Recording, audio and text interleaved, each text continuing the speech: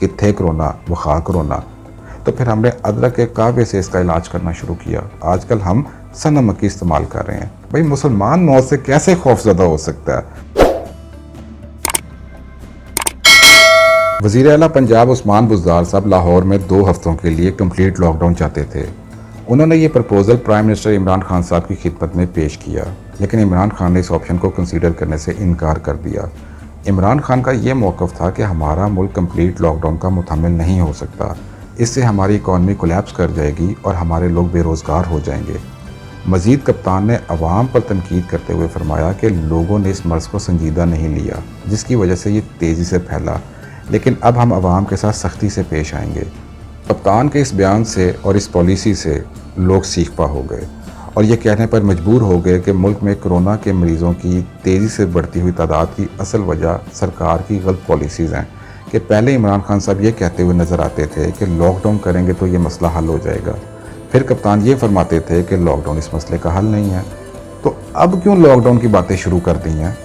دوسری طرف سرکار عوام کو قصوروار ٹھہرا رہی ہے۔ سرکار کا کلیم یہ ہے کہ جب ہم نے لاک ڈاؤن کیا تو عوام نے اس کی پرواہ نہیں کی اور احتیاطی تدابیر اختیار نہیں کی، تو اب سرکار اور عوام میں سے کون غلط ہے؟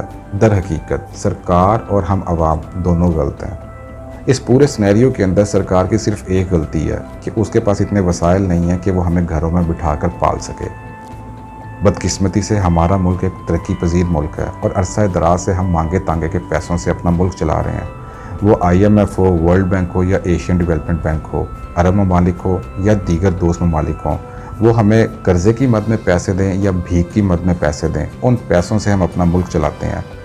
ہماری صنعتیں برباد ہو چکی ہیں، ہماری زراعت زمین بوس ہو چکی ہے، ہمارا ایک بھی ادارہ پروفٹ جنریٹ نہیں کرتا، نتیجتاً ہمارا خزانہ ہر وقت خالی رہتا ہے۔ تو جب خزانہ خالی ہے تو سرکار ہمیں کیسے پال سکتی ہے؟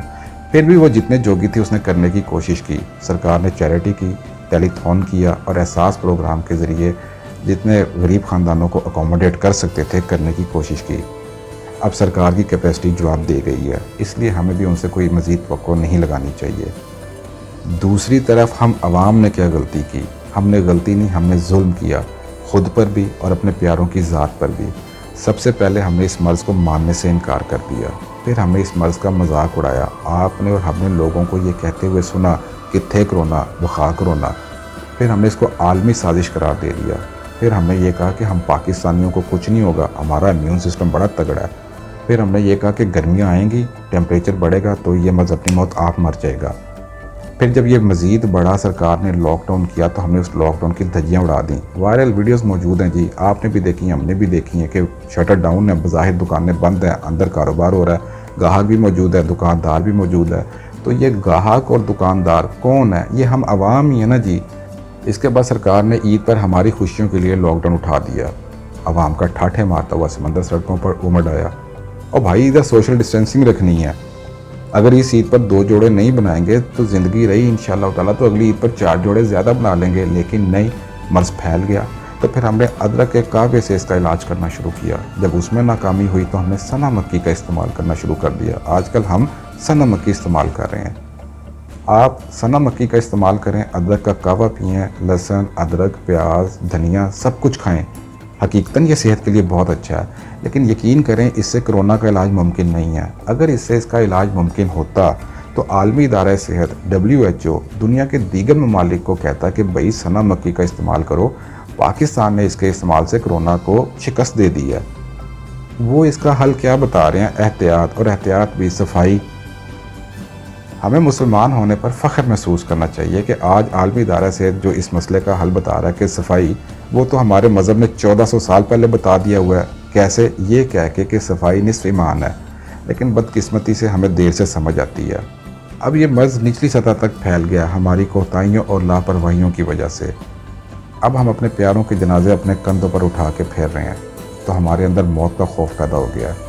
اب لمحہ فکری ہے کہ مسلمان کو موت کا خوف کیسے ہو سکتا ہے؟ بھئی مسلمان موت سے کیسے خوف زدہ ہو سکتا ہے؟ ہمارا تو کامل یقین ہے کہ ہر ذی روح کو موت کا ذائقہ چکھنا ہے۔ ہم اللہ کی امانت ہیں، اس کی طرف لوٹ کے جانا ہے۔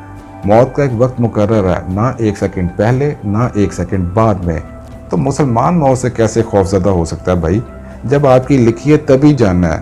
لیکن ہمارا ہی مذہب یہ بھی ہمیں سکھاتا ہے کہ احتیاط پہلے ہے، اونٹ کو باندھو پھر اللہ کی ذات پہ توکل کرو، تو ادھر بھی احتیاط پہلے ہے۔ احتیاط کیا ہے؟ صفائی۔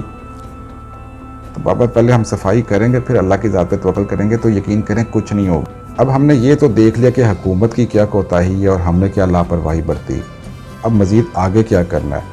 آگے بڑا سادہ سا کام کرنا ہے۔ سب سے پہلے تو گھبرانا نہیں ہے، ڈرنا نہیں، اور تگڑے ہو جائیں۔ حوصلے کے لیے یہ بات ذہن میں رکھیں کہ آج تک پاکستان میں یا دنیا میں ٹوٹل جتنے بھی کرونا کے مریض آئے ہیں ان میں اگر آپ اموات کی شرح دیکھیں تو وہ نہایت کم ہے، لیکن آپ ریکور کرنے والوں کی، اس سے صحت یاب ہونے والوں کی تعداد دیکھیں تو وہ بہت وسیع ہے۔ مطلب یہ قابل علاج مرض ہے، یہ لا علاج نہیں ہے۔ تو ہمیں صرف احتیاط کرنی ہے۔ اب اگر ہم ناراض ہیں یا ہمیں سرکار کی پالیسی ٹھیک نہیں لگی کہ وہ لاک ڈاؤن نہیں کر رہے ہیں، تو ہم یہ تو جان چکے ہیں نا کہ ہمیں آئسولیشن میں جانا ہے۔ تو ہم ایسا کرتے ہیں کہ ہر پاکستانی بلکہ ہر شخص دنیا میں جہاں پہ ہے وہ اپنے آپ کو 2 ہفتوں کے لیے آئسولیٹ کر دے۔